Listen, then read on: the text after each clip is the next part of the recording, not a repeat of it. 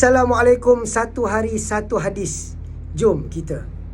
Sayyidina Abdullah bin Qurt radhiyallahu anhu berkata, Rasulullah sallallahu alaihi wasallam bersabda, perkara pertama yang akan dihisap daripada seseorang hamba Allah pada hari kiamat ialah solat.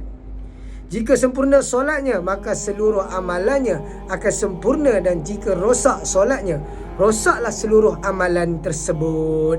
Hadis riwayat Tabarani. Muslimin muslimat yang dirahmati Allah Subhanahu wa taala. Apakah maksud yang hadis ni? Apa yang hadis ni nak memberitahu kita? Hadis ni nak memberitahu kita adalah benda pertama sekali yang kita akan disoal di hari kiamat adalah solat kita. Cantik solat kita, cantiklah ibadah kita. Rosaklah solat kita, rosaklah ibadah kita. Itu yang maksud hadis tu nak beritahu kita.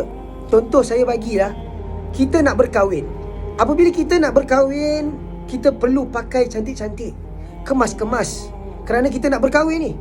Perkahwinan ni datang hanya sekali saja. Jadi time tu lah kita kena pakai semat-semat di depan bakal isteri kita, di depan bakal bapa mertua. Takkan kita nak pakai kain melekat, baju pakoda, poket tengah. Tak kena, memang tak kena. Begitulah solat kita. Apabila kita cantikkan solat kita, kita belajar adab, kita belajar sempurnakan solat kita. Zaman sekarang ni macam-macam ada, dalam Google ada. Kalau tak boleh, beli buku solat, belajar cara nak belajar solat dengan sempurna.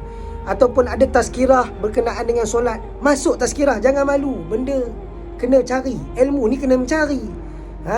Ilmu takkan datang sendiri, kita sendiri kena mencari. Jadi kita ambil ikhtibar daripada hadis ini. Kalau yang baik datang kepada Allah, semoga kita mendapat satu keberkatan dalam hadis ini, insya-Allah. Assalamualaikum.